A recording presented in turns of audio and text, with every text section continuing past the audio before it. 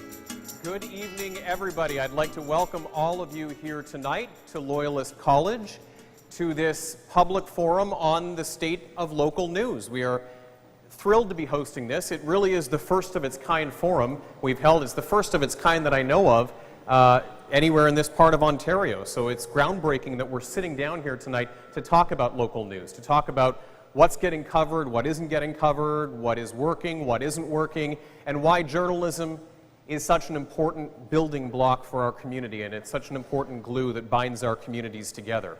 My name is Tony Grace. I'm thrilled to be here. I am a very proud graduate of the Loyalist College journalism program from back in, thank you very much,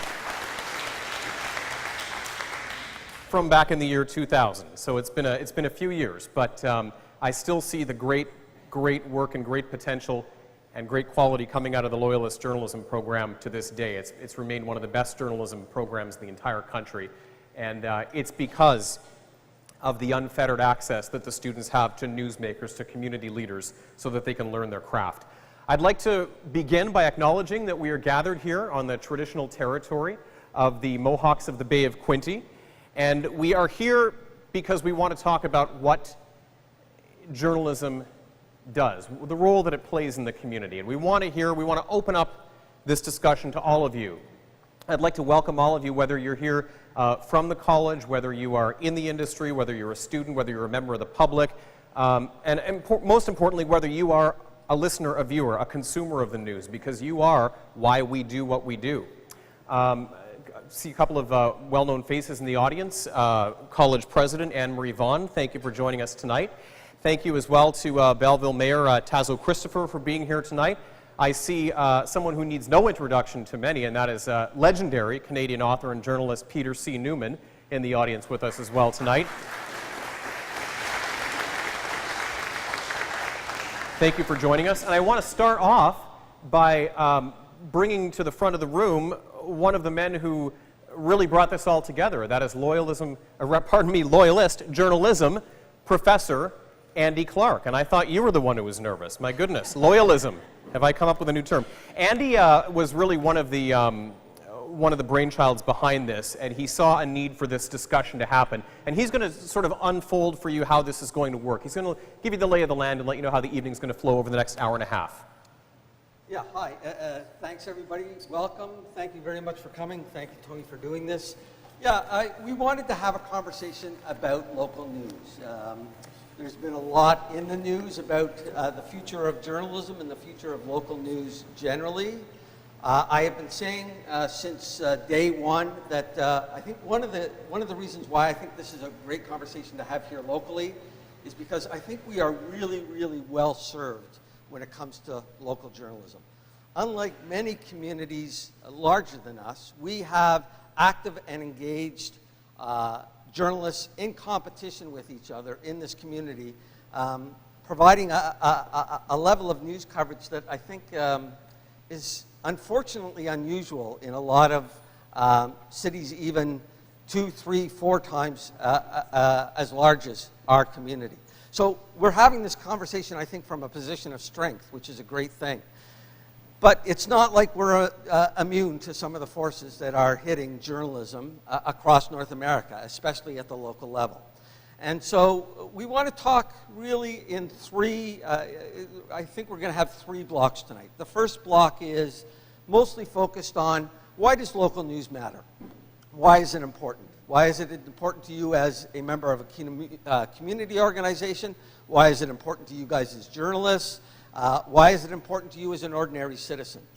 Then we're going to pivot at some point during the evening to let's take a look at the local news environment. I keep saying the word ecosystem. I'm not crazy about that word. I'm not going to try not to use it. But what's working? What do we do well? Are there voices? Are there issues that perhaps aren't getting the attention that they deserve? What do we do about it? And then that will lead to the third part. Hopefully we'll spend a little bit of time before the evening's out, the hour and a half is out, talking about, okay, what can we do? What can we as a journalism program do? What can our students do? Our students are going to take the things they hear tonight to heart tomorrow when they start in on the QNet newsroom. one of the first things they're going to do, we're going to have a little breakout session talking about what we heard tonight and what that means for the way the QNet newsroom, our student-run newsroom, will operate in the coming school year. That's in the short term. In the longer term, we're hoping that this starts a conversation that continues, and maybe there's a way that our students in future and our program in future can help contribute to a better local news ecosystem, not only here, but beyond our borders as well. Thank you, Andy. Andy Clark, journalism professor here at Loyalist. I want to introduce three local working journalists to you who are going to be a very active part of tonight's discussion, but I just want to spend 15 seconds telling you why I feel so invested in this. When I worked here in Belleville, when I was a student at Loyalist College, I had the privilege of working for both Quinte Broadcasting and 95.5, which is now Starboard Communications, as a journalist. I came from a small town called Petawawa, which some of you have probably heard of, and something really radical happened with local news over the course of between my childhood and now back at home. When I was growing up, we had a local television station based right in town that did a 6 o'clock and 11 o'clock newscast 7 nights a week. We had two local radio stations that did local news from morning until 9 o'clock at night and all on the weekends, and we had 2 daily newspapers. Now there is 1 daily newspaper, 1 radio station that reads a couple of headlines in the morning, and social media. And that's it.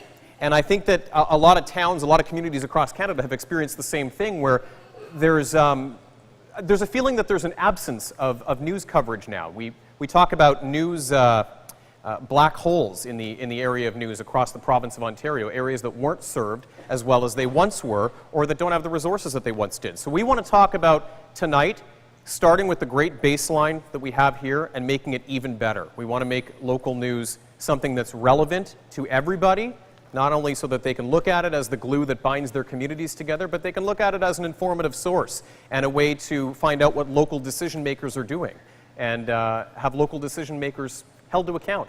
So let's get this robust discussion going, because I know a lot of people have a lot of questions, by meeting our journalists who are here with us tonight. So I'm going to ask them to each introduce themselves. They are right here in front of me, and they are all familiar faces to many of you, no doubt. So let's start off with names, organizations, and why you feel local news is important. It looks like Bill Glisky's been nominated to start us off. Age before. Are we going here? Yeah? Okay. Age before beauty. I am the oldest and most senior of the group and the least good looking, so I get to do this. My name is Bill Glisky. I am currently the managing editor of inquinty.ca. I am also on the radio from the Cheap Seats on 95.5 and Cool 100, and I am the former managing editor of the Belleville Intelligencer. I have also worked at monthly newspapers, weekly newspapers, smaller daily newspapers. I worked for a newspaper put out by a church.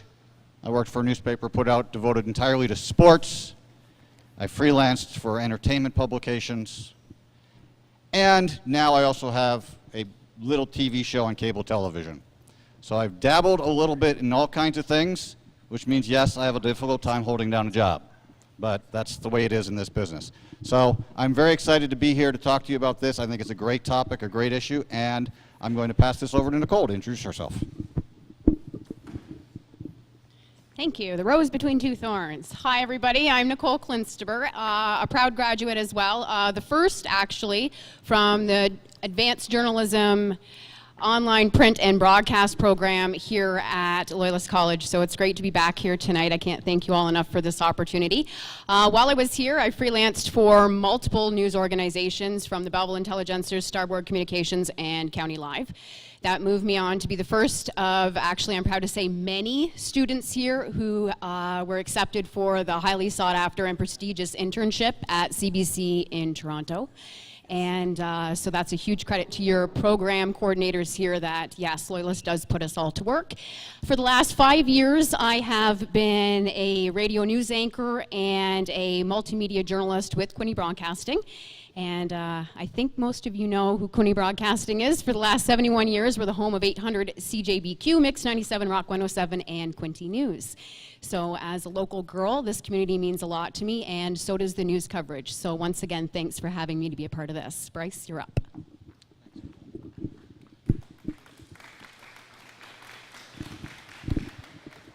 Hi, I'm Bryce McVicker. I am the editor of the Belleville Intelligencer, which is the lone daily newspaper here in the city. I've been there for 14 years, 12, I guess, as a reporter, give or take. 10 as a reporter, Bill? Yeah, I'm bad with numbers. All my experience is actually print. I've worked for dailies, weeklies, entertainment magazines as well I freelanced for. So I've got an invested interest in local news, obviously, not just for my job, but because of my own interest in news. And I do think this is a great idea to hear from you guys, and for the students especially to hear from us why it is important that local news remains at the forefront of everyone's mind, because the word that keeps coming to my mind is accountability. So that's it. Thanks, guys. All right. Thank you to all three for those introductions. And I'd like to remind everyone in the audience that if you would like to contribute something to tonight's conversation, make sure to make contact with one of our Loyalist students over here who will gladly get you in the queue.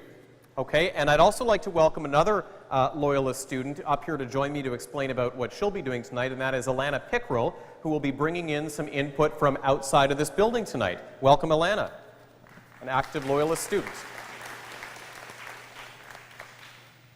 Hi everyone, thanks for joining us today. So we are a part of QNet News, and I'm here as a representative for them tonight as your e-host. But because QNet News is such a massive organization and we have the most local reporters in Belleville area, we sent a bunch of our reporters out into the community to leave seats open for all of you guys, so we didn't take up all of them. And they'll be talking to community members who couldn't join us today for other commitments, so that everyone in the community who wants to share their opinion can tonight. So at some point tonight, I'll be back out here to voice questions and concerns from other community members who we don't actually get to see up front and personal. Okay, thank you, Alana. As a matter of decorum, too, before we get the public input started, could we ask that everybody put their cell phones on vibrate, just as a courtesy to keep this discussion flowing? I'm also told that in our audience tonight as well, we have from the Tyendinaga community, the Mohawks of the Bay of Quinte, Chief R. Donald Miracle is here with us tonight. Thank you very much for being a part of this, Chief. You might not remember this, but a young Loyalist student interviewed you 17 years ago about a few things. Yeah, could be. A lot of us have talked to you about various community issues. We appreciate your being here. So, okay, let's start off segment number one. Why news matters.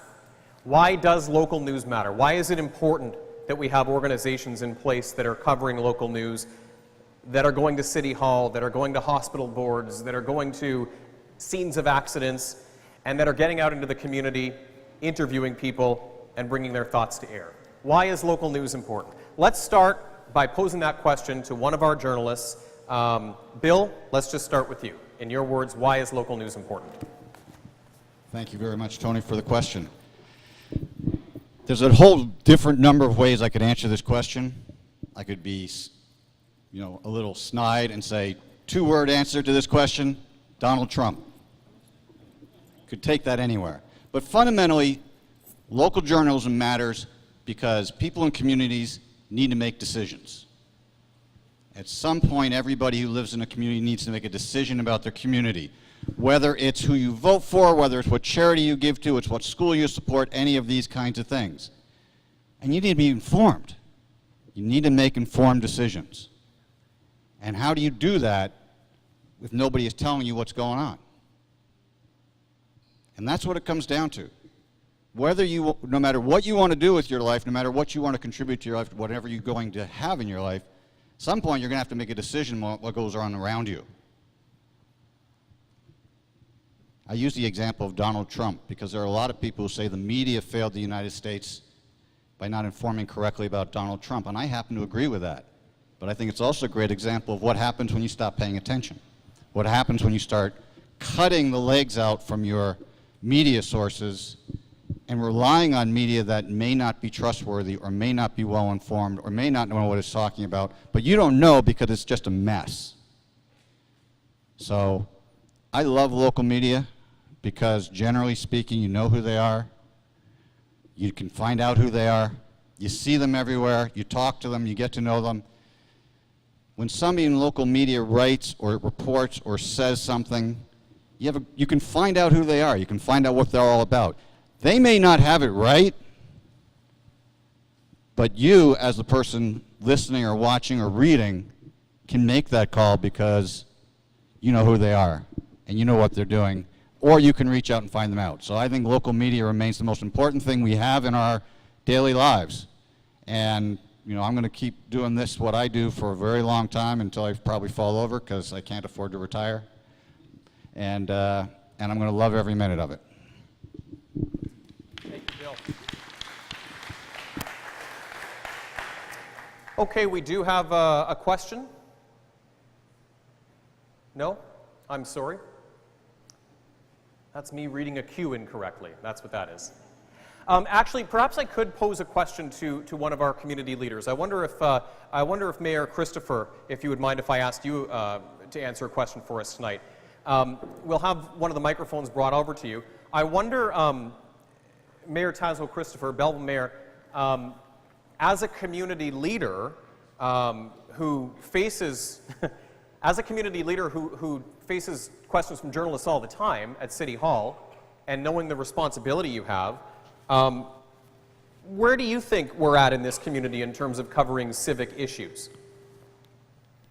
Well, we have two mediums. So we have the professional standards, as in your guest today, and we have the college.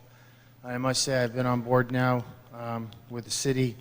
I think I'm knocking on 12 years. Loyalist College, in your opening remarks, has a world-class program, and you should be very proud of it, and so should Dr. Vaughn.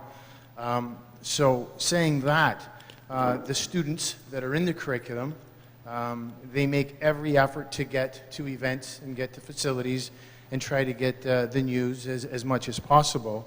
So there's always challenges, but they're always making efforts to turn them into communication opportunities. On the professional side, Bill's comment is true. I mean, I find it as a form of communication. At the end of the day, it's communication. Sometimes I kind of wonder if the media is in the same room that the discussion has occurred at any level, at a board level, at a committee level, at the municipal level. But at the end of the day, it's up to the professionalism of the media person, being paper, print, social, or radio, to get the question to the specific individual, to get that communication out to the listeners or to the readers. So has there ever been something council's discussed and you've asked yourself, or council has asked themselves, why wasn't this on the front page, or why wasn't this on the air?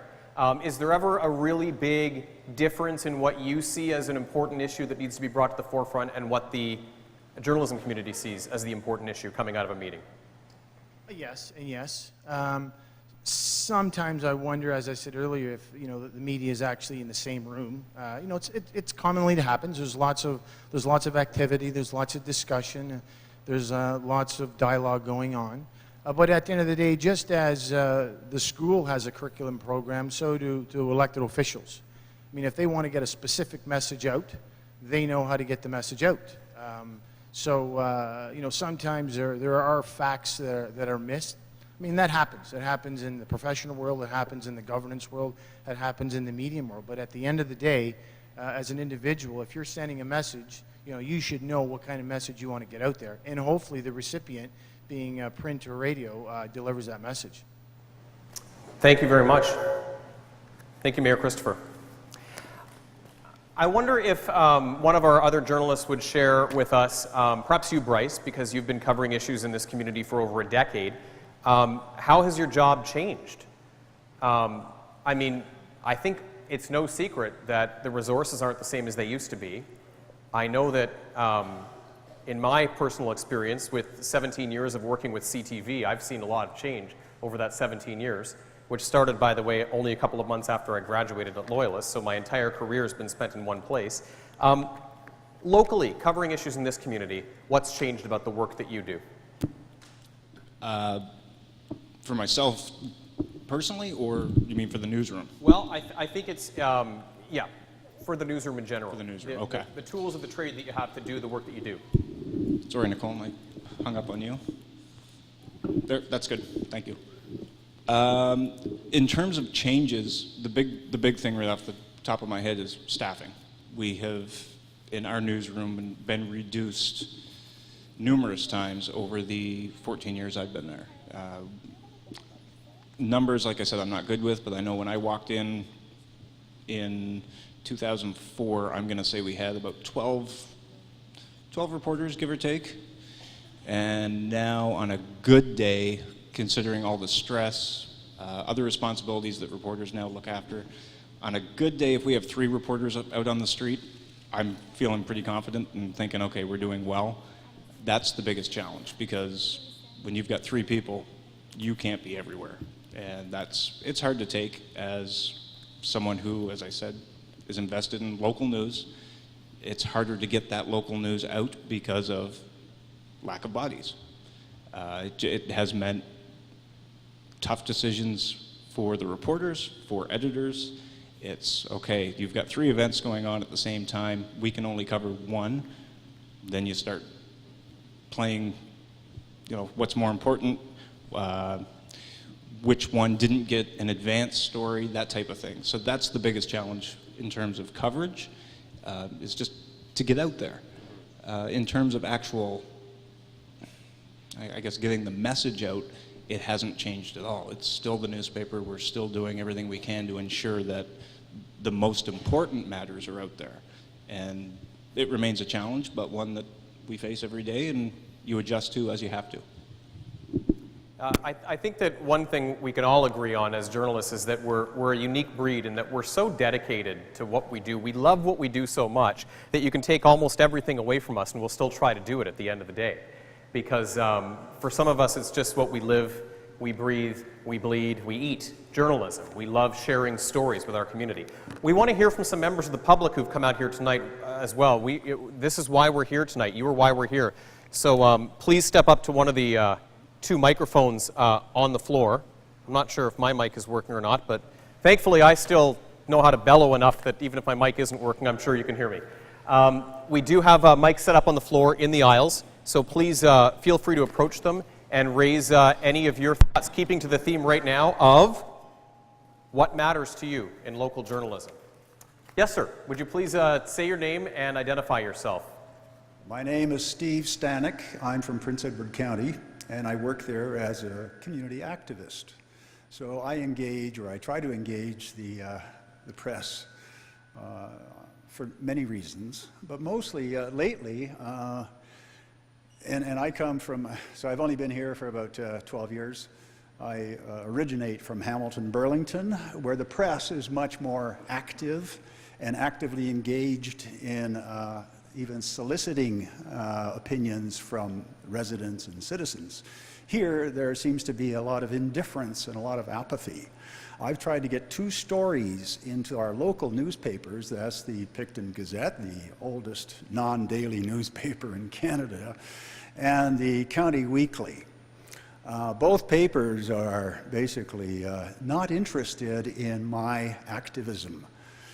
They don't want to know why I want the Heritage District repealed in downtown Picton, and they want nothing to do with what I consider is an unsafe bridge, the Quinte Skyway Bridge. It's to be repaired next year, and we're asking for a protected pedestrian walkway on that bridge, and the province is digging its heels in and it's refusing to budge for cost reasons, mostly. So I've tried to get our local papers engaged in these 2 issues, and they just back away completely. It's dead silence. Why is that? Okay, so I have to bring this out into a broad term because I know your concern is specific and you're very passionate about it, but the theme I'm hearing here is the inability to engage the media to cover an issue that you feel is very important to you and your community. Who would like to take that one on? Because I know that we all know there are so many people in our communities who are passionate about so many different causes. So, Bryce, how do you deal with that on the newsroom level? And I would just caution everyone that we can't always discuss specific news stories, but we're here to say what role can we play in this. Okay, and I'm sorry, is it Steve? Okay. Talk to me after the meeting so I can just get some contact information from you if I could. In terms of whether or not we can always get to every story, it goes back to exactly what I said earlier. There's staffing challenges, matters of that. Steve, it maybe crossed wires, and you know, your name's not familiar to me, so I apologize for that. Basically, again, it's going to boil down a little bit to staffing and decisions, and once again, communication. Even though we work in communication, not always the best at it at times. More and more stuff appearing on the plate, and sometimes things fall off the radar, and it's unfortunate. Like I said, Steve, I can talk to you afterwards if you're good. And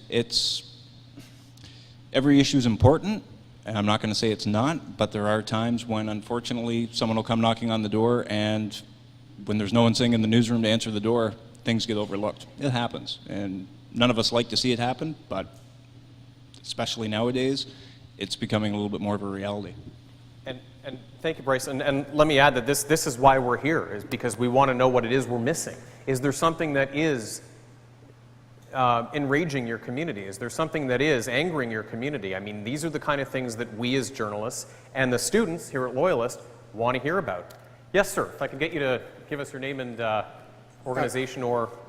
My name's please. Barry Robinson. I'm retired. I've spent my entire working career, or I did, in the news business. And it started at local news in Kingston. I worked at the Whig Standard for 10 years as a still photographer and a writer. And I'll never forget, R.D. Owen was the managing editor then, and he called me into the office one day and he said, look out that window. And he said, you should be able to see 5 pictures out that window. What is local news? No, local news is what's around you. And what are people talking about at Tim Hortons or when you walk downtown? It's been a big debate over the years. From there, I left the Whig Standard. I went to CKVR in Barrie, a local television station, and we concentrated on local issues there. We were within the umbrella of Toronto, but we went as far as Peterborough to Hamilton and whatnot, good regional. And why we did that is people wanted to know. From there, I went down to City TV, owned by CKVR. It was all part of the Chum Group, so I got a transfer there. And I had the privilege of working with Moses Neimer, who invented local television. He made a network out of that. He made a network that Chum sold out to City TV. But the whole thing was based on the premise is the journalist is a representative of the people. And people want to know what's going on. What's going on at City Hall, what's going on at the hockey rink, what's going on. If we can put people in the community in the local media, that's a good thing. It's a good vibe. From there, I went to local CBC in Toronto and worked with some great people. And one of the things that I might suggest to your students, if I'm thinking of Steve Pakin, I'm thinking of Adrian Arsenault, I'm thinking of Scott Laurie, I'm thinking of Rosie DeMano. They were people that are younger than I, and when I first met them, they were in their 20s, just getting going. And they're legends in the business now. Steve is a TVO anchor. Adrian has just been announced as co-host of CBC National. Lisa LaFlamme out of Kitchener, Ontario. Scott Laurie. They were all 20-year-old kids, and what made them different than the rest, in my opinion, in my observations, is their dedication and their performance, and always willing to go and always listening. A lot of people in this business are self-congratulatory. We think, or some people in the business think that the media is something special. It's not special at all. everybody's a storyteller, and all you are is a conduit to pass that message along. From there, I went on to national, and I can tell you the difference between a national story and a local story is, and I can think of the Paul Bernardo story. That started out as a local story. We were in St. Catharines, when that incident happened, and it lasted 10 years. It finished up in downtown Toronto. I was in 9/11. So you have a lot of experience. No, but let me finish this. This is really important. Yep. 9/11, we got there on the 11th. On the 12th, I was in ground zero. That was a local story. That was a local story that went around the world. What made it a local story was the feeling on the street. Everybody, there was silence, and people were walking around with pictures. And the whole city, we're all looking for answers, and that's the job of the media. If I have a criticism about Belleville media, which I watch and I read, is that there's too much negativity. We're always looking for, this isn't going to work, this is wrong. And an example that I would use, I've been down here now 11 years, and I think the Wellness Center is the best example. You know, there was so many naysayers to that. And today, 45,000 people a week use that facility. That's pretty phenomenal. We have a tendency, and if you listen to talk radio in this town, nobody would move here. You know, we're going to hell in a handbasket. And I don't believe that. I think it's a responsibility of all the media to tell stories, tell the truth, but don't look for the negativity in everything. I think that's just a mistake. Anyway, that's Thank you. For what it's worth. That's why we're here. We're here to listen. So thank you very much. Yes, I know we have a. Oh, sorry, Bill. You'd like to respond, and then we'll have another question from the floor. I have to respond because I feel passionately about this, and I'm going to say, Steve, I love your experience. I respect everything you had to say. I think you're dead wrong on two things. Those people you named are not ordinary. They're extraordinary. They're extraordinary storytellers, and that is not a normal thing. And I know some of those people you talked about, and I know others. I know people like Paul Wells and Jim Rankin, and some of these guys who have told stories from over the world. They're extraordinary. Their dedication is extraordinary, their abilities are extraordinary, and their work ethic is extraordinary because they started as ordinary. And they built themselves, and they learned, and they practiced, and they talked to people, and they learned how to tell stories, and they're now extraordinary people. So I understand your point. And they all started at local. Exactly, they all did. And that's one of the things I agree with you 100% on. It all starts as local. All news is local. It's just where you take it from there. The other thing I will agree with you 100% on is I recognize what you say about there needs to be more good news. And I wish there was more good news. I wish people cared more about good news. I had a conversation with a man named Mark Philbin who works at 95.5, and he said to me, I have a great idea for the end of this year. I'd like to do a top 10 of news events in this city. And we can use it in Quinny, because you guys track that stuff, right? I said, yes, we do. And we've had some great good news stories. We've had stories about successes. We've had stories about hockey teams coming. We've had stories about, you name it, we've had stories on it. He said, can you tell me what they are? And I said, sure, I'll go and look. And I called up our 100 top read stories for this year. And this was in July, so this was 6 months of our top 100 stories of the year. And I had to get to number 33 before I got to something that didn't involve something catching fire, something burning, something blowing up, somebody dying, somebody missing, or somebody killed. That's not all we write. That's what people read. And that is a battle, ladies and gentlemen. And I will fight that battle till the day I die. But you know what? People pay attention to it. It's the old newspaper line, if it bleeds, it leads. It's true. We're fascinated.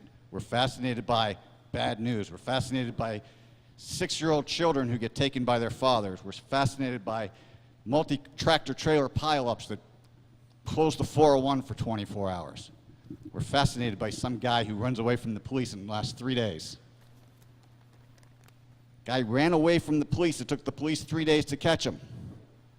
Our number 1, 2, and 3 stories of the year of the 3 days this guy was missing. We got a hockey team coming. They launched their uniforms. They celebrated. They're bringing millions of dollars to this community. That doesn't make the top 100. That's the world we live in right now. We got to fight that battle every day. So, Steve, I agree with you 100% that we got to tell those good stories. But, man, it's a grind trying to get people to read them or listen to them or watch them. So I love what you had to say, and I'm going to fight that good fight you're talking about as best I can. But, you know, we tell the stories. It's just a matter of getting people to read them. Thank you. All right, we have a question from over here. Oh, you were, okay. Okay, thank you. So, Bill, First you of all, kind of... name and organization, Oh, sorry. if you don't mind. That's okay. I'm Jill Raycroft. I'm with the Chamber of Commerce in Belleville. Thank you, Jill. And thank you very much for having this forum. As a representative of the business community here, certainly we want to see the press acknowledge those good news stories, because I think we have a lot of them. And thanks, Bill, for trying to advocate on behalf of the fact that it's not that you really want to sell the bad stuff. It's just that's what tends to be read. I guess my question is, you know, I used to joke about Facebook being that social gossip column, and as much as we laugh about people posting food, if you go back to the gossip or the social pages from 50, 60 years ago, it was who had who over for tea and what they served and what they wore at the wedding, and there was always that part of the paper that people would go to. Now it's the obit page. So, I mean, how do we build up those stories about our community? They're really just about community. And if there's some way we can help by developing the stories about our members, for example, that are the good news stories. We have amazing things happening in this community. If there's a way that we can help to provide you with some of that information, because I know you're struggling to have people get to all of those events, let us know how we can do that, because we're happy to help. You actually bring up a very interesting point in that the social columns of 70 or 80 years ago were something that were so popular then, and then we kind of laughed at them, and then we kind of started doing it on social media. So right down to community in the end, right? People want to know what their neighbors are doing. Thank you for that, Jill. I actually Nicole. appreciate that a lot, because, I mean, we watch our analytics, and I mean, how many people in this room, when they log on in the morning to their phones or the computers, they go to Facebook or Twitter first to get their news, and they just link from there? How many people go directly to the website or listen to the radio or things like that? So we know that people are using their social media a lot more. I mean, with our analytics, that's a huge driver to our website. So for you to be able to provide those things and help us out for things, because like Bill and Bryce have both said, we would love to be everywhere all the time. I mean, we just sat last night at the 30th anniversary for Keep Kids Warm, which is huge. I mean, working for 30 years to keep kids in our area warm is huge. I watched that story go to, I don't know, hundreds of people love that and like that. And I mean, those are great news stories, and we see them all the time, how much they're loved. And the more that our community can get back to us, I mean, we used to have the community tips line and things like that, where we encourage people calling us, emailing us, social media. I mean, half the tips I get every day, they come through Facebook, they come through Twitter, because that's where everybody is. And the more that we can meet our audience where you guys are, and you're telling us what you need and what you want to see, that's great. That works for everybody. That works for us, and that works for you, and that's definitely what we're here to do. So thank you so much, Jill, for raising that point. That means a lot to us. Thank you, Nicole and Jill, and that actually segues perfectly into our second section. I have a feeling our segments are going to kind of morph in the hour and a half that we have here, but I do have to introduce our second segment, which is the state of the ecosystem, and that morphs well into it, because our consumers are getting their news in a way that, in such a fragmented way, probably the most fragmented way in the history of journalism. I mean, you're right. Waking up, seeing that social media feed, checking in with the radio, checking in with maybe a PVR'd television newscast, watching the national news at night, seeing what people are talking about on Facebook, seeing what people are posting on Instagram.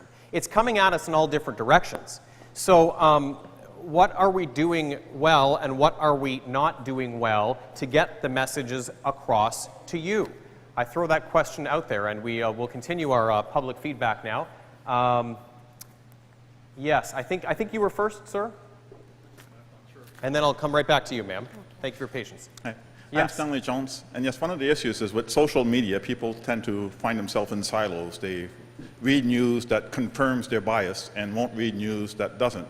Whereas with local media, newspapers, radio and all that, you tended to have a more broad spectrum and got people to see other points of view.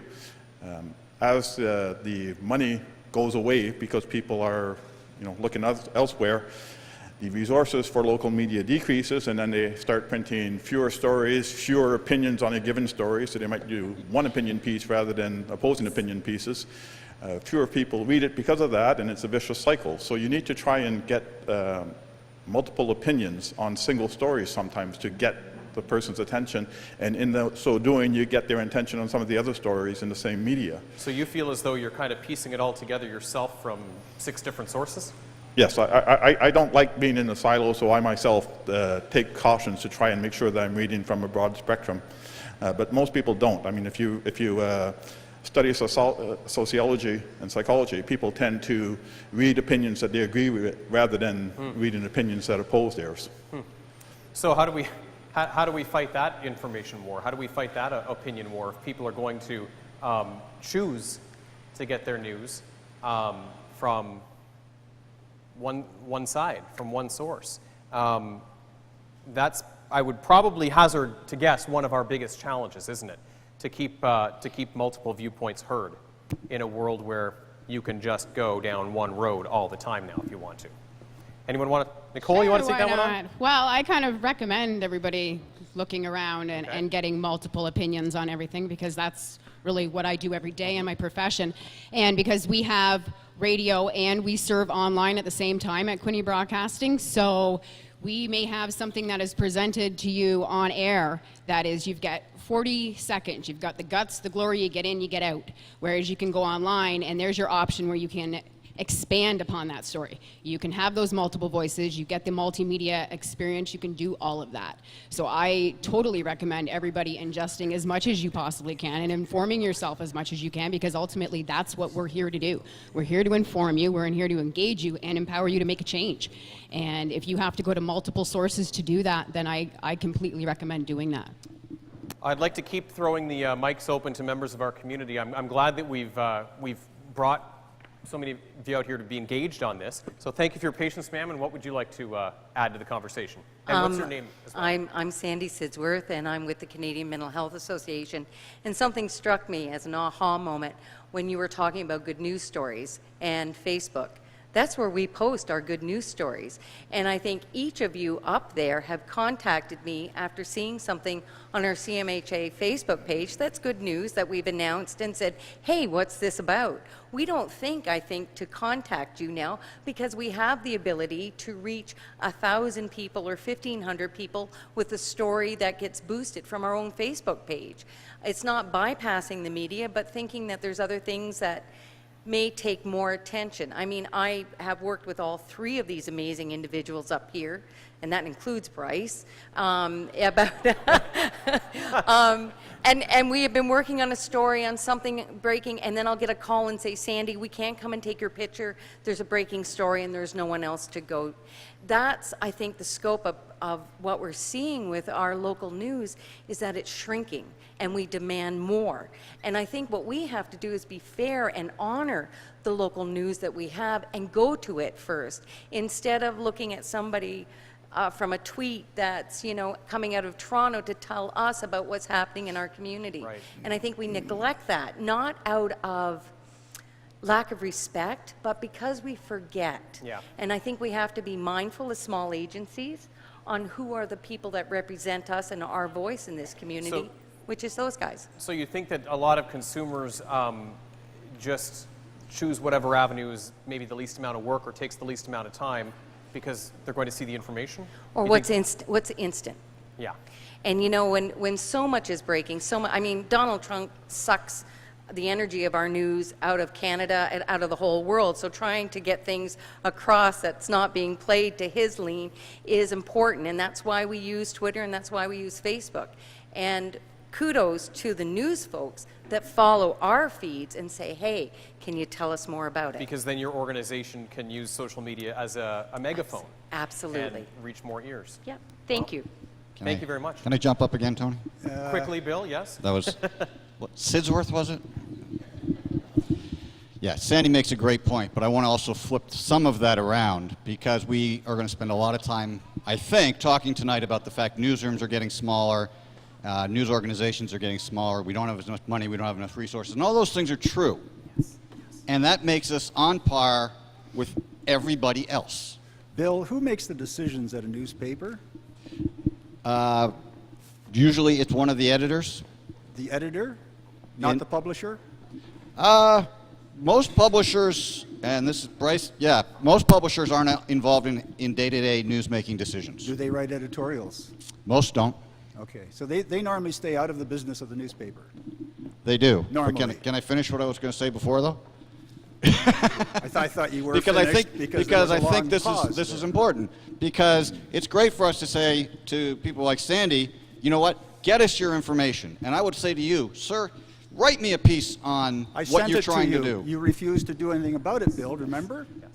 We had, I know, that's why I was getting to it, because my conversation. response would be, you know, send me 800 words outlining it, and I might get around to edit it, and I might publish it. If you sent me 800 words, I'm the guy who we sent will. it to you, Bill.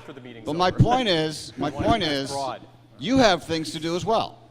Of course, we all have work. We all have things to do. Sandy's got a back-breaking workload. Ruth Ingersoll has a back-breaking workload. Jill Raycroft has a back-breaking workload. We are all understaffed and undermanned and underpaid and overworked. Makes it that much harder. And that's not even counting everybody else who has to go home and wade through what? Maybe you have a newspaper subscription, you got TV news at 6 o'clock, you got CNN going 24/7, you got the radio station every few hours. What are you going to wade through? What are you going to take the time to do? By the way, please do it while you're rushing your kids off to soccer practice and making dinner and cleaning the house and doing all these other things. It would be great if it was easy. It's not. It's not easy for us putting it together, and it's not easy for the people we want to be informed to be informed. Are you done? So, Are you done? So Facebook is a great tool. It's fast, it's easy, it's light. You don't have to think. You can see some headlines. It's great. People like you need more than that. People like you need me to do a better job of telling your stories. I don't recall you sending me much outside of a criticism of something I said, but I do remember us having that conversation. The Heritage District you were right. in Picton, downtown Picton. Yes, I remember the subject matter. I sent you a couple of messages, and you kind of played with it, and then you dropped it. Okay, so we're getting into Which is one-on-one. what I'm saying. This is reality, folks. I know, but No, this is real and what I'm journalism. saying, This is how sir, it works. is you deserved for me to do better with your story. Who makes those decisions? I would have made that decision, So and the I may editor have made makes the wrong one. decisions Whether a story, would you please let me finish? Whether a story lives or dies, it's the editor, right? So I bring stories to editors, and they don't get picked up, and I'm wondering why. Is there a particular philosophy in a paper that rejects certain stories? Do you cherry pick your stories? Let me do this. How many people in this room have a story they would like to have told about anything at all? That's what I deal with. All these people have a story. And there are, and I use a judgment to try and figure out which is which. Do I get it right every time? Absolutely not, not even close. Did I probably miss on yours? Probably did. I will bet you if you want to talk to Jill Raycroft, she'll tell you 10 stories that she thought were worth and didn't happen. Bryce will tell you 10 that he missed. Nicole will tell you 10 he missed. We all miss them. Okay, we have to move on. You've been waiting very patiently here. Olivia, with another question. So much for journalism. Okay. I'm another Stephen. I'm Stephen Shirk, the Public Relations Director for the Belleville and District Shrine Club. My comment I was trying to make earlier is that I started off studying history and that for family tree. So to me, research in the newspapers was a good source of information for births and deaths. With Open Doors Ontario and me being new in this area, I had to research the history of Belleville, history of the Shrine Club, history of where we live out of, so on. And if it wasn't for all this information that we've recorded in history through all the newspaper articles, and I'd like to thank Bryce for letting me publish a lot of this in this book that we're trying to put together, we wouldn't have anything to work with. So we can see, looking back in the newspapers, how things have changed. We have seen a lot of positive things have come out of disasters. We've seen that we can use the media history to help us guide us to where we are going in the future. So this is what I wanted to comment on before we started moving into this next area. So now I'm into this next area. The only question I had for the media is that I hear so many times that the newspapers are one-sided. This is a liberal paper, this is a conservative paper, this is, you know, political-wise. I don't know what to believe out there, so how do we take this information that we're hearing from everybody else? What papers can we trust that are being published? I trust our paper here, The Intelligencer, and I hope everybody else does as well. Thank you. Yes, you've been waiting a long time over here as well. Hi, I'm Christine Durant with the Poverty Roundtable, Hastings, Prince Edward. I'm so glad to be here. I'm so excited that we're having this forum, and so happy to be here with the Roundtable. I feel like we have a lot in common. The Poverty Roundtable, we're made up of over 400 members of individuals and organizations that want to see an end to poverty. They want to see communities do better than they're doing now. We want to see an end to inequality. And I think we have a lot in common with journalists and why journalists go into journalism, because they want to improve their communities. They want to see things better and tell stories in order to do that. And I think for the Roundtable, we've been very lucky to have so many different news outlets and local outlets to tell stories. We've had members of the media, some in this room, who've supported the Roundtable in the last few weeks, training people with lived experience, with experiences on poverty, to start telling their stories so that our communities can better understand. And I think this brings me to something that I think is really important. And while we may say there are a lot of stories to be told and what stories get told, but I think that there's a question about who is getting left out, who is missing from the stories. The census, Canada's census came out last week, and it looked at what are the income levels, what is the low income levels. And we know for Belleville that low income levels have increased significantly. We know across Hastings and Prince Edward it has increased, with the exception of Quinte West where it's gone down, but that hasn't been in the media. So there is a who, I think, that is missing, and yet I know that we all share in common a belief and a desire to create a better community for all. And I hope that we can have a bit of a conversation on how do we manage to connect with who is missing, to ensure there is a voice there. Thank you for your input. Thank you. And one thing I actually want to encourage everybody to do, if you feel that your voice wasn't heard tonight, or if you feel that there is an issue that needs to be explored, we have some Loyalist students who are going to be standing by after this meeting is over to record your information, to get your contact information, and to get your pitch. Okay, so where are those Loyalist students, Andy, who are going to be collecting that information at the end of the night, please? Okay, so they will be, I assume, back near the exit at the end of the night. Please approach one of them and leave your comments with them on the record and your contact information. I would like to invite Chief R. Donald Miracle from the Mohawks of the Bay of Quinte, Tyendinaga community, to share some thoughts with us, because of course part of our duty in journalism is to cover all of our communities. And I wonder what your thoughts are, Chief, on specifically us in our coverage of Indigenous issues and in the community around here. Well, first of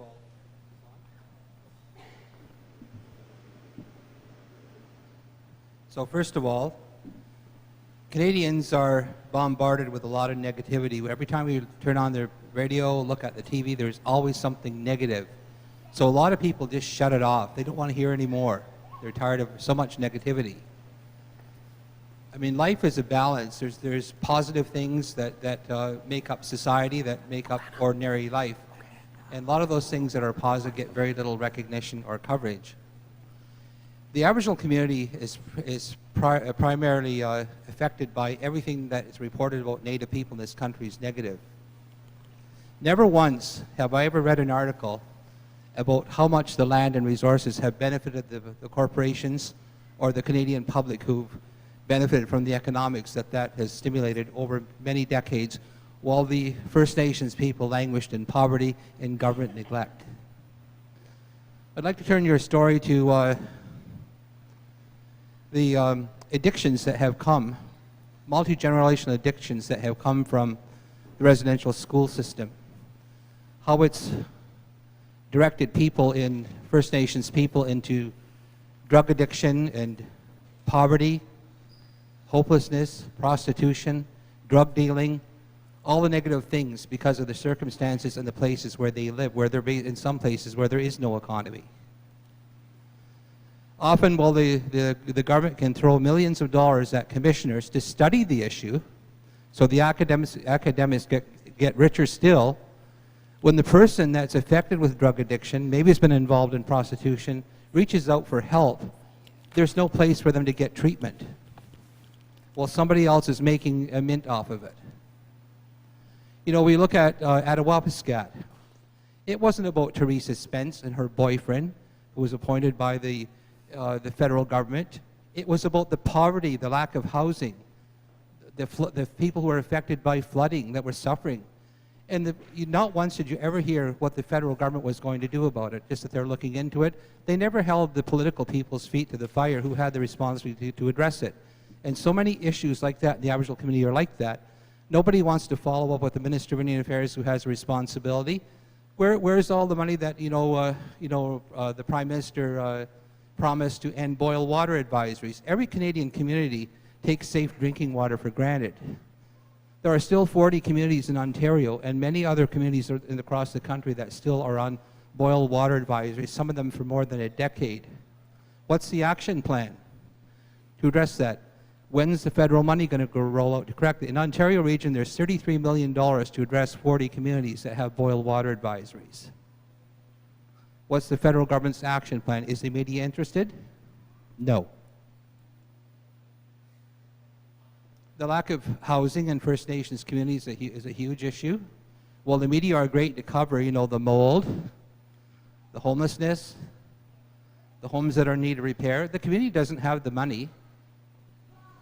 What about all the diamonds that were taken out of Attawapiskat? Did they share with the First Nations community? Where's that story? So there's political accountability, but it doesn't just stop at the chief and council. The federal and provincial politicians are just as accountable, if not more so. Where's the follow-up with them?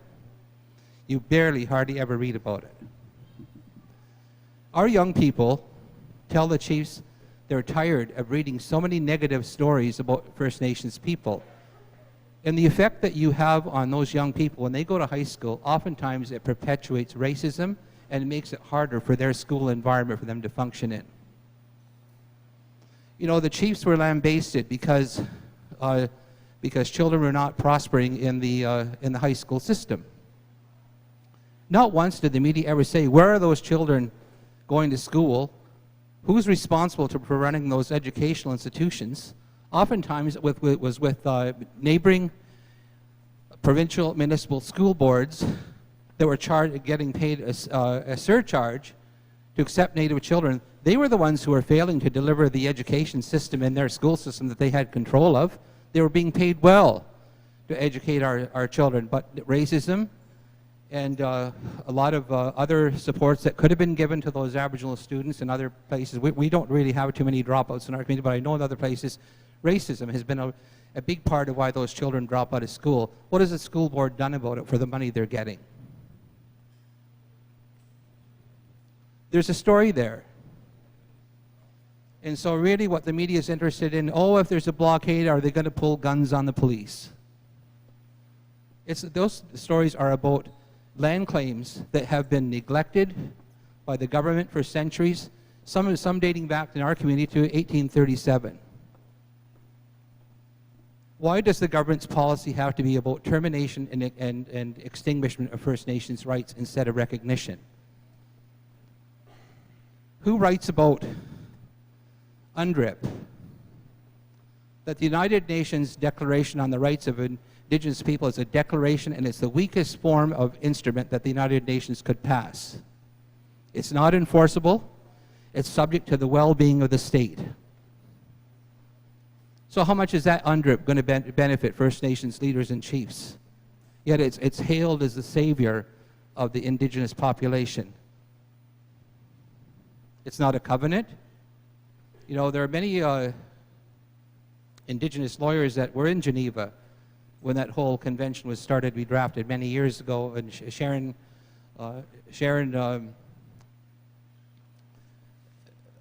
Ben is one of the lawyers that was there that talked to the chiefs about the pitfalls with the on the whole issue of cannabis.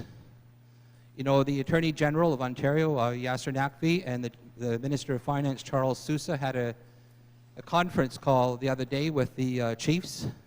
I was part of that call. And they said they have a tremendous amount of information to get out to the public, including the Indigenous community. Yet, as soon as the government makes an announcement, sometimes the federal minister just got done speaking, then they were calling the chiefs of the community to ask, what do you think about what he just said? There's been no opportunity to dialogue with your council, with your community. Our communities don't function that way. The opinion of our community matters to the elected officials that represent the people of our communities, and so we have to have dialogue with our own communities on many of those issues. It's not right off the cuff the way that a lot of media think it works. So there's a lot of, I commend the government that's there in Ottawa now. At least they're saying the right political messages. It's a little bit lacking on the money, but they want a better relationship with the Indigenous people of this land. And we all have to remember that the treaties gave the colonizers land to settle on, and they bettered their nation by coming here from the countries that they came from. And really, Canada should be ashamed of the poverty that so many First Nations suffer in this land. You know, if you can advertise about the poverty, then you can also ask the government what the hell are they doing about it. Thank you. Thank you, Chief. Thank you very much. Thank you, Chief Miracle. Okay, let's, in the 25 or so minutes we have left on the broadcast, I want to get as many comments from the floor in as possible. We'll go to you, sir. Thank you. Thank you. My name is Jerry Freyberg. I'm a former radio news broadcaster, worked at CJBQ for 16 years. I'm also a graduate of the Digital Media Production Program 99-2000, so I'm an alumnus. I'm also on the DocFest committee, and thank you, Chief Miracle, for your comments. That's really, yeah, I think a lot of people maybe overlook that in the day-to-day coverage of news media, of what we're all about. DocFest has offered a vehicle, at least for presenting those stories. After the Last River documentary that showed this year, DocFest, was about the effects of Attawapiskat, about De Beers mining and what they did and what they didn't do. I think what we have to remember, a lot of people are passionate about their stories. A lot of people are passionate about what they do, the journalists that are here, the profs that are here. Bottom line, though, is it's a business. It's a business. And a lot of people get left by the wayside. They get downsized. They get right-sized. They get laid off. They lose jobs. Communities, their whole families turned upside down. When I was here at Loyalist, Paul Martin was finance minister. He came through, Lyle Van Cleef was parading him through, showing off the facility, and I think it was his parliamentary assistant, I believe it was Van Dusen Paul, I forget his first name. Anyhow, he worked for an organization called News Radio, and we were chatting in the corridor, and he says, you know, Jerry, Parliament Hill could burn down at midnight and nobody would know about it until the next day. Why is that? Well, because of all the cutbacks. There's no more overnight news. And this is back 17 years ago. So I kind of feel for the kids that you're turning out. Where are they going to go? What are they going to do? Where are the jobs? Social media? I don't think so. Yes, there are some stellar examples that rise to the top. Down here on the ground, everybody's struggling to do more with less. How do we cover all those stories? I think they do a damn good job, despite some stories that might not get printed or spoken on the radio. And I think everybody that's doing the job is passionate about the craft. It's a calling, if you will, or either that or we're fools, because we're certainly not in it for the money. Anyhow, I'm not sure where I'm going with this. I think, though, that, you know, is there room for improvement? Yes. But again, it is a business, and the business is in turmoil. We have Facebook, we have Twitter, that's turning everybody on their ass. People are going to Facebook and Twitter for their news. I do it. It's the first thing I check in the morning. But I also follow several news organizations. I also read several newspapers online of political stripes. And yes, newspapers are politically motivated. National Post, very conservative. Star tends to be somewhat liberal. Globe and Mail, sort of in between. The Intelligencer, I don't know where you guys are these days, but I think, seriously, I think that, you know, and that's nothing new. That's nothing new. Newspapers have always been politically driven. Look back to the 19th century, George Benjamin ran the Intelligencer. Well, where was he in the political strife, right? Yes, politics does play a part in ownership, and sometimes in what you get to say. One of my first jobs as a reporter was to cover a news conference for CJAD in Montreal. I was a young reporter, sent up the street to the Ritz-Carlton, and there was somebody doing a news conference about, I forgot what it was, Children's Mental Health Association, and the chair of the foundation was a guy named Mulrooney. The editor says, ask him when he's going to announce his intentions to run for the Conservative Party of Canada. This is 1979. So I'm taking notes and I'm, you know, doing the interview, and at the end I asked that question, and of course the jaw dropped. Well, sir. And I went back to the newsroom and I started writing up the story about this great public service thing that they're doing, raising funds. And the editor says, what did he say? Well, he kind of hedged, and that was the lead story for the next 24 hours. Unlike Alan Fotheringham, I didn't get invited back for drinks. I can go on. I have lots of stories. I have war stories. The other thing is, when I first moved here, running stories about accidents, I thought, what the hell is this? You know, I'm coming from Montreal, where, you know, you're dealing with big stories, big issues. Somebody coming from Hamilton is expecting the same type of coverage here that you might be getting in Hamilton. I thought, why are we running a story like this? Somebody came down the hall from another department and said, who was the person involved in that accident? And then it dawned on me that even those accident stories are local stories. It's our neighbors. But as far as the rubbernecking, I've been to a lot of accidents. I've been to a lot of fire scenes. I've been to a lot of fatalities. It's human nature for us to stop and rubberneck. You talk to the OPP officer who's been out there for 14 hours in, you know, sub-zero weather, and he would like to take you by the scruff of the neck, and you want to have a look? Here you go. Anyhow. Jerry, thank Carry you. on. Keep doing what you're doing. Thank you, Jerry. I think your name, Jerry, might have still been on a notebook when I was working at CJBQ, tucked away in a desk there somewhere. A lot of people went through that newsroom. Yes. Okay, yes. Next, please. My name's Spencer Barry. I'm a director at Barry's Farmers Market, which is a local business started by my grandfather, and which we're celebrating our 50 years this year. Congratulations. It's funny that we talk about business, the business side of journalism. I'd like to come from the business side, the local business side, and discuss how journalism affects us as businesses. And I'd like to speak on behalf of all local business owners and local business employees, just to make you aware that the media, even local media, has a massive, massive impact on our business. I know sometimes news can be used as tools of political opinions, and people can sort of swing it this way. Every little bit that's reported, every little bit that's said on the news, on the radio, which is broadcasted in our establishments across Quinte West, across Belleville, across Picton, people listen to that. And we are in the meat industry. If there's ever a story about meat locally, nationally, internationally, it comes right back to us. And we've had stories in the past, we won't go into specifics, that have directly affected our business. So to those going into the journalism field and those already in the journalism field, you single-handedly could put a local business out of business. Your opinion, what you print, what you say, could tarnish a business's reputation. So please, you have great power. Let's use it responsibly. And I'd like to thank any reporters who have come into our establishment and gained business. We've gained a lot of business just because of local news, just reporting on us. But we've also lost a lot of business due to other stories. If you're ever reporting on a local business, it's very important that we get the facts straight and we make sure that all the information is correct, because it could single-handedly put someone's business bankrupt. The media is a great tool.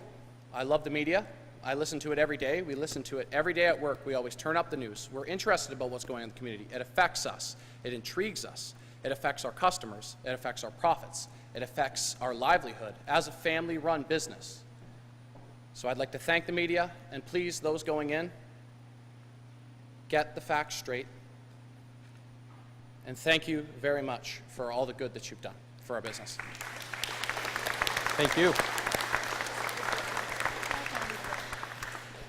It is very powerful and humbling to hear about the impact you have, and it's a call to all of us to be as responsible as we can be, to keep responsibility at the forefront.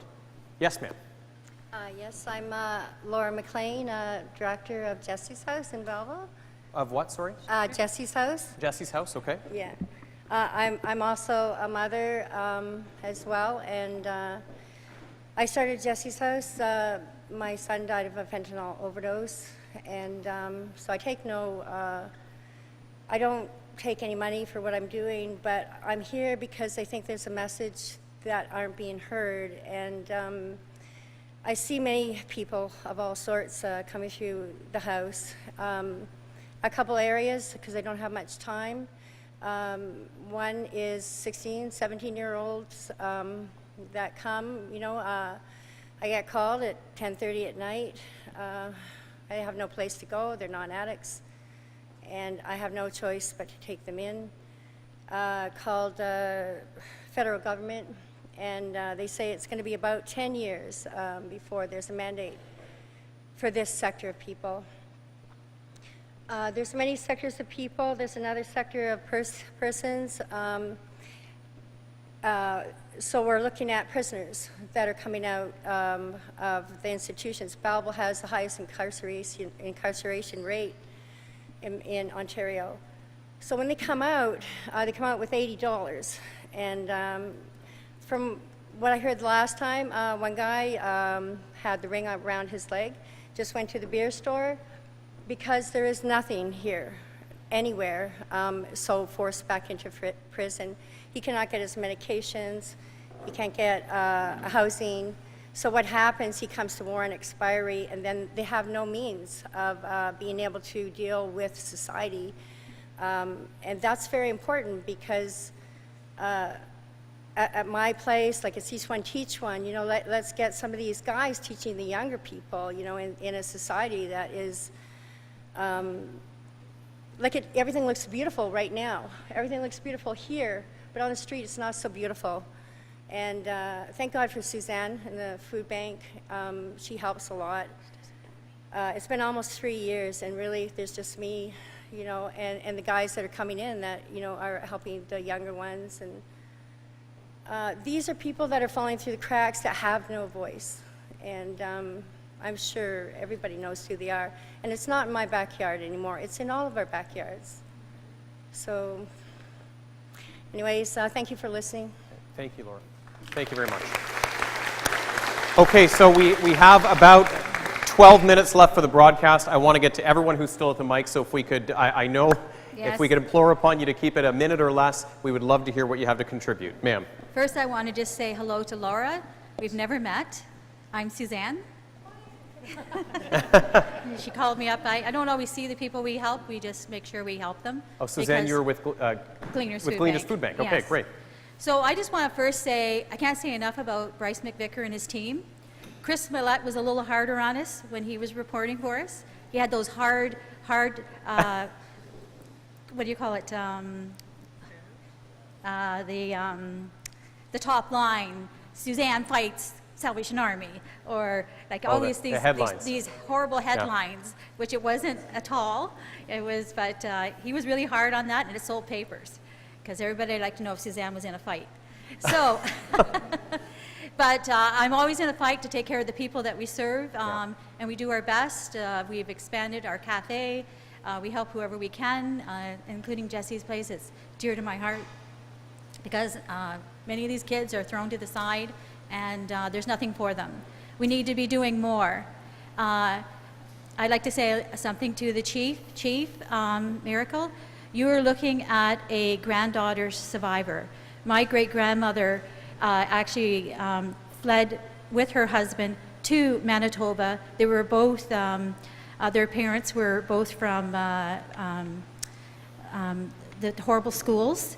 She was Métis, he was Mohawk, and they could not live in, when they were in Deseronto, their children were removed. So my grandfather was raised white, and we thought he was Scottish, just like what you see on TV. The fella thought he was German when he was really Scottish. Well, all that time we thought my grandmother was Crawford, which was Scottish, and it wasn't true. But her little Métis grandmother, her grandmother, had raised enough money, because she was hardworking and had a boarding house in Winnipeg, raised enough money to send her all the way to Nova Scotia to survive polio. So because of that and their hard work, even though they were beat down, I'm here. So I want to give you a good story. Okay. So anyways, Gleaners is there for you, and I just want to say the positive things about the media. They're always there for us. Our problem is that we have other agencies in our community that don't like to see Gleaners in the media. I'm sorry, we do a lot of things. We have an organic garden. We're the greenest food bank in Canada. Suck it up. We have to do these things to persevere and pay the bills. And thankfully that the local media understands that and keeps pushing the button for us. Thank you. Thank you, Suzanne. Okay, I indicated you next, sir, and then you right after. So first of all, at the microphone here. Okay, hi, my name is Austin Hickey. I'm a photojournalism student here. I guess I'd like to start by saying I was born and raised in Barrie, so I've watched you probably hundreds of times. You do really great work. Thank you. But the thing that I'd like to say is I'm big into news. I love the news, but I have a hard time finding people to talk to about it, because there's a lack of interest in it with a lot of people. I have younger siblings and some of even my older family. They're not interested. I try to talk to them about politics, about world events. They don't know what I'm talking about.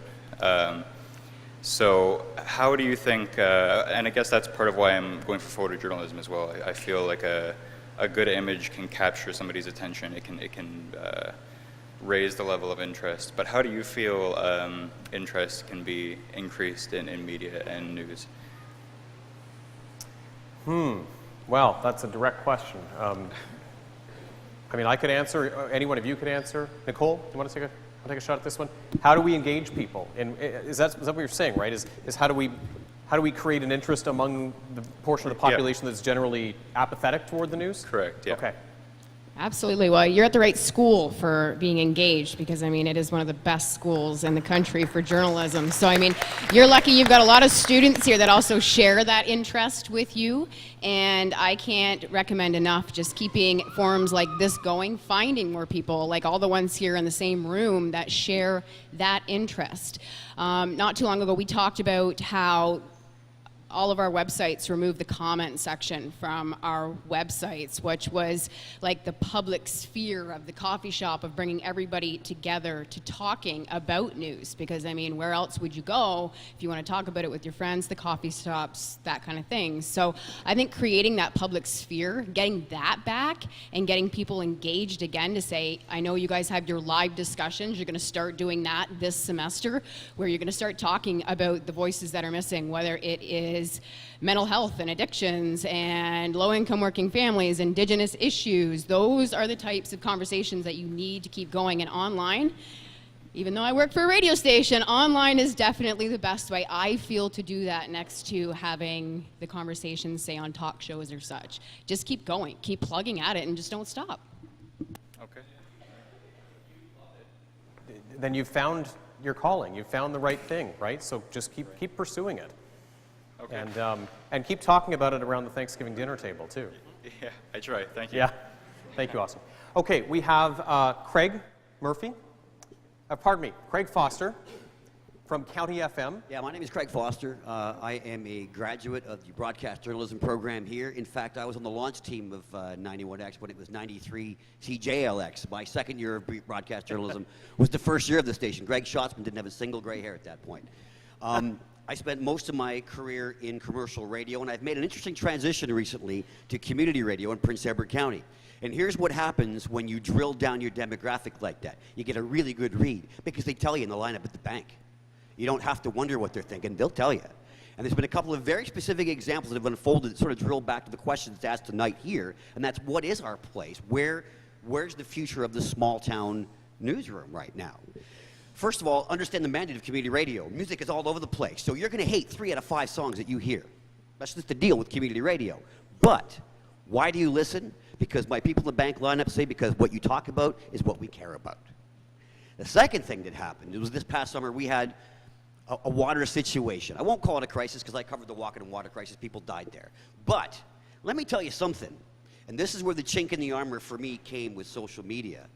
When people are worried that their drinking water is poisoned, they're going to trust Nicole, they're going to trust us at County FM because we're there and our kids drink that water. And all of a sudden, the fake news was a bit of a scary animal when it really hit the fan and things got a little bit dangerous, or at least it thought it might be. They turned to the local people, and there's no question about that. And to me, fake news and clickbait is actually, in the grand scheme of things, playing right into the hands of local newsrooms. Now, revenue streams, that's a different creature altogether. That's up to somebody else to decide.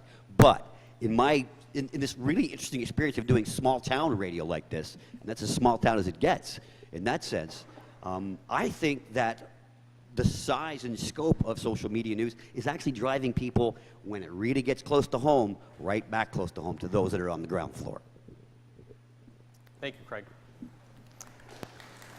Okay, we have time for 2 or 3 more questions from the floor, and then we must wrap up the broadcast portion of this because this is a live broadcast right now on 91X as well. So, yes, ma'am? Yes, my name is Lisa Marie, Dominium Assistance Dogs. What I'm about to say is not a negative critique, it's the situation because it's going to follow by 2 questions. We're a very, very young nonprofit organization. We train dogs for veterans who have post-traumatic stress disorder, and we have expanded to the community. We are the only one in Canada actually doing service dog for mental health other than people, veterans. We were forecast on Animal Planet. I sent a press release, nobody showed up. And I made sure that they had the coverage of all the Quinte, the City Council, the Legion, and everything that could forecast young people that are actually in business around as much as possible. As I'm trying to promote my own nonprofit, nobody showed up. We are right now there was 50 stakeholders chosen, 25 got chosen out of all of them, people that have service dog, businesses that have service dog in Canada. The Canadian General Standard Boards of Canada chose the medium assistance dogs, a Trenton business, to be able to chair the training principle because we have groundbreaking techniques to train dogs to scent and to recognize post-traumatic stress disorder in veteran. Nobody took my press release. My question is, at the beginning, I have to admit, I took it personal, and I was wondering what I was doing wrong. And why all the money that we've received right now comes from Toronto and away from Toronto, and none of the financials are coming actually from Quinte, and none of my press release in the past year were taken, I guess, seriously. And again, this is not a critique, this is what we're going through.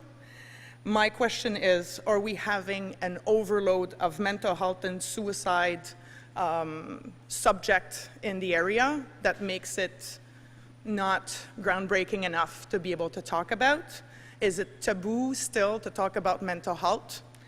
And my second question is, are we tired to talk about veterans in this community? And are we having a fatigue about veterans and the military community? Those are my questions. Okay. Who would like to answer that? And I would encourage you to talk to one of our Loyalist students before you leave tonight as well, okay? Thank you. Make sure they have your information. I remember your press release. Loved it. Well written, concise, good subject matter.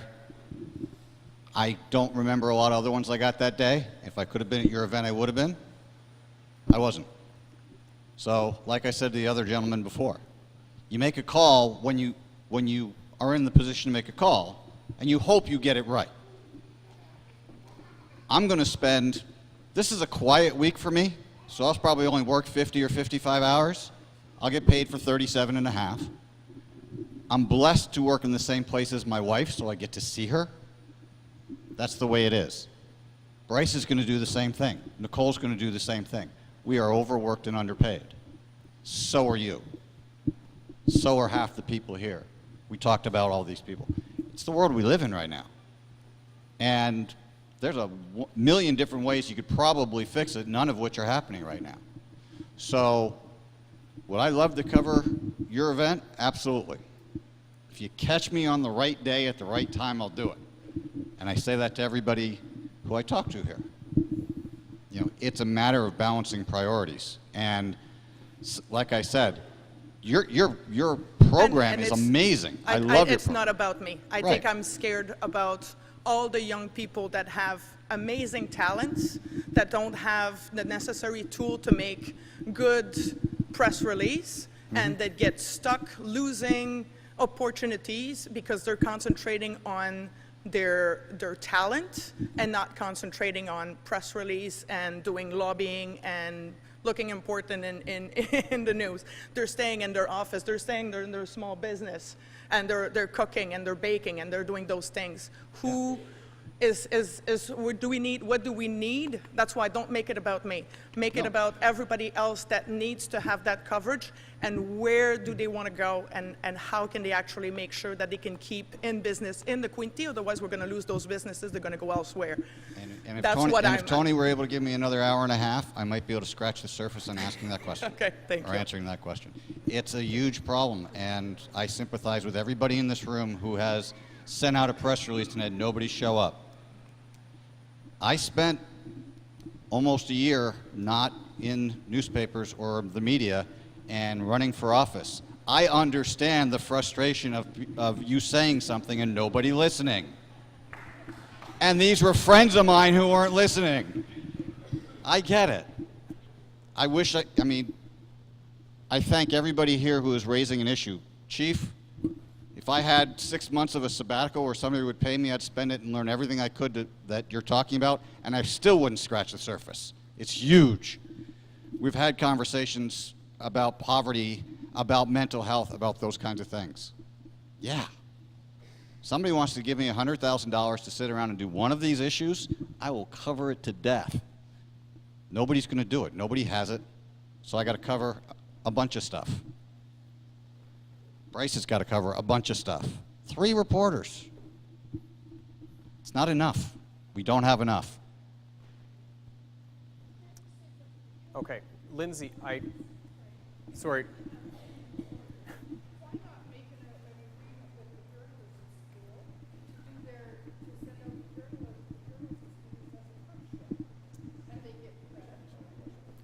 Well, do we want to get into unions and liability and...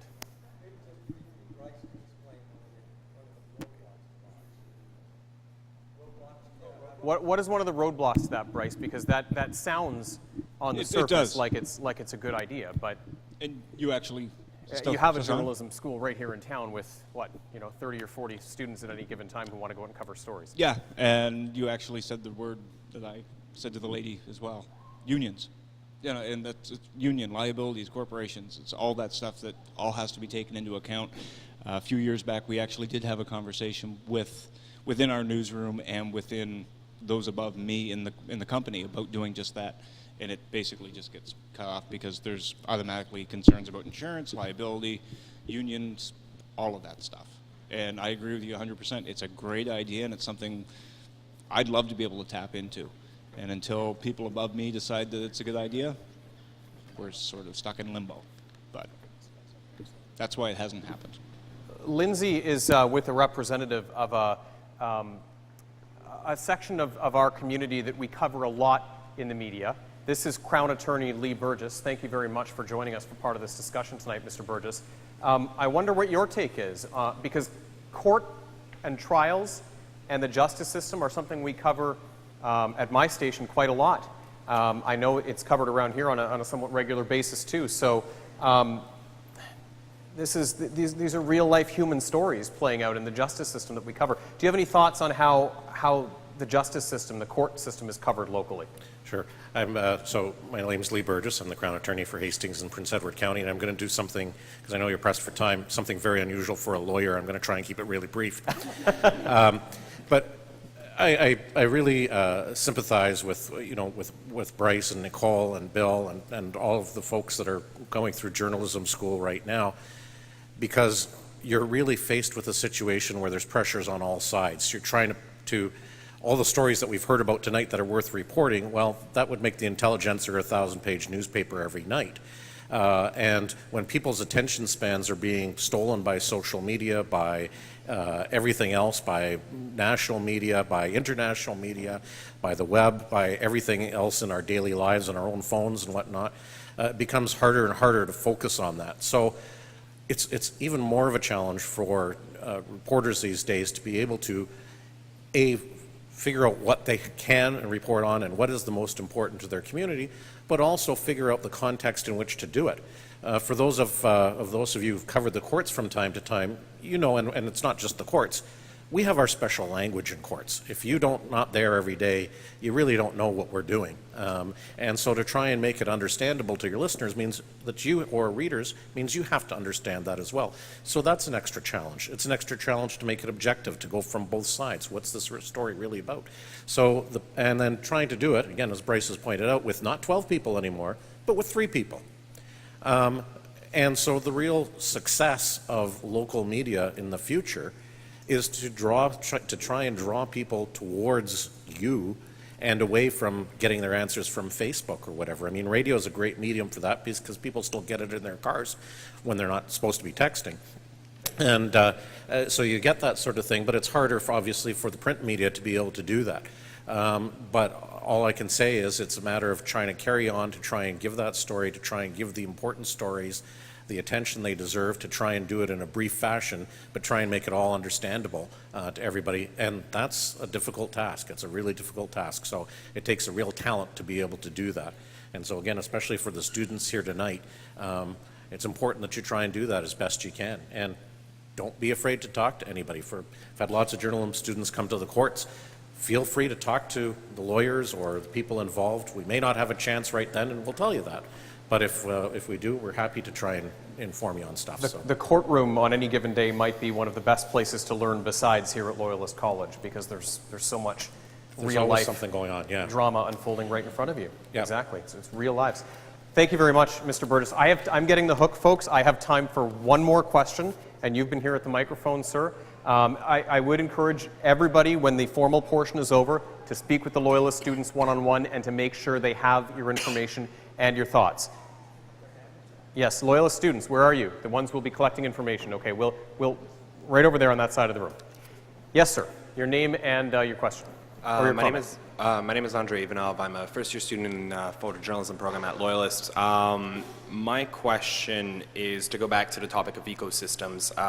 In bigger publications, I've noticed that there is a heavy reliance, or a much stronger reliance, on places like Twitter to get their own information. How do you find that local news has thwarted or fell into that pratfall? Do you feel that that is the case as opposed to large publications? Specifically, what do you mean? Well, using Twitter Twitter as a major source rather than having feet on the ground. As a source? Yes. So, for example, saying that the mayor tweeted blah, blah, blah, blah today. Or OPP tweeted that there was an accident on the 401, okay. Stuff like that. You know, Okay. like for local news. Do you find that that's the case?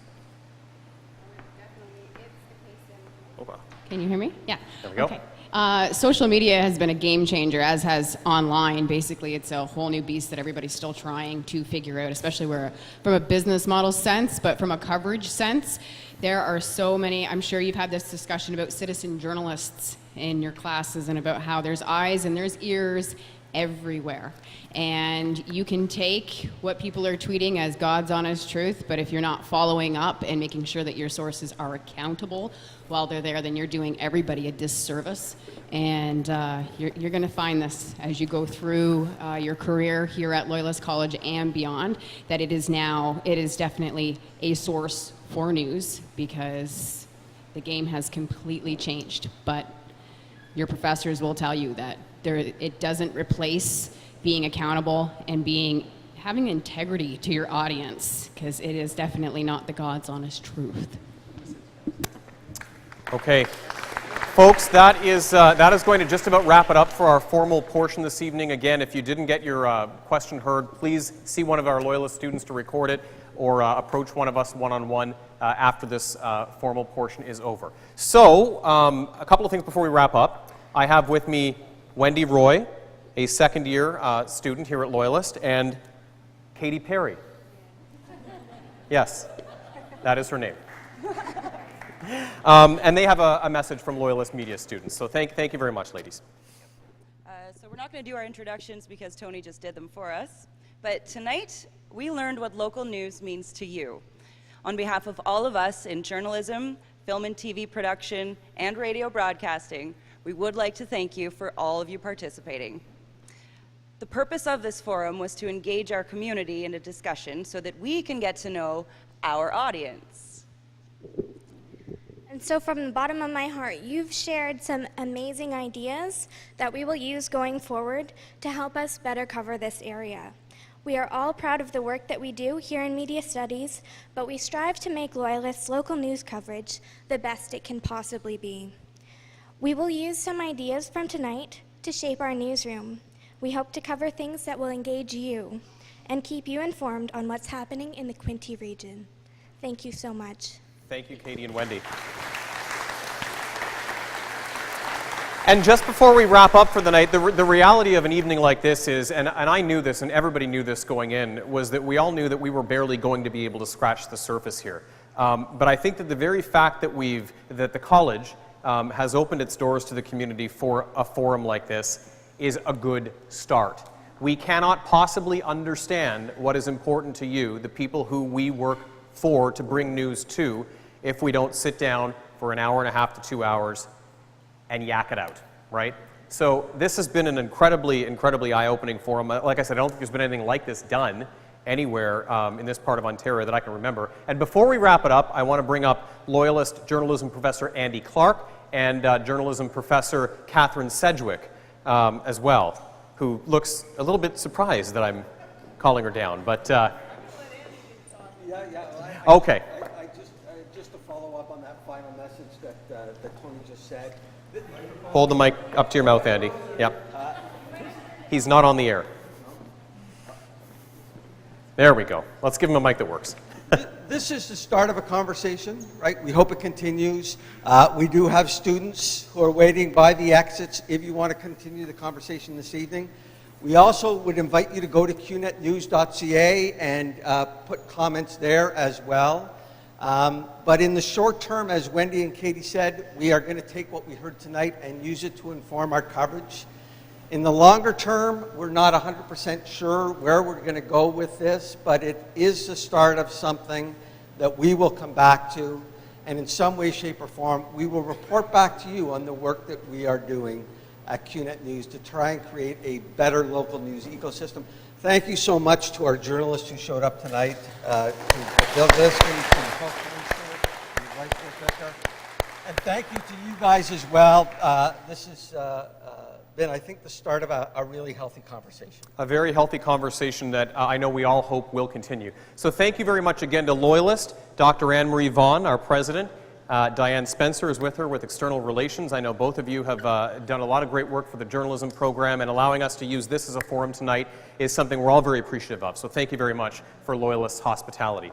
Once again, my name is Tony Grace. I'm a Loyalist grad and a news anchor at CTV. It's been my pleasure to be your host tonight. Let's do this again, and let's keep the conversation going. Have a good night. Thank you.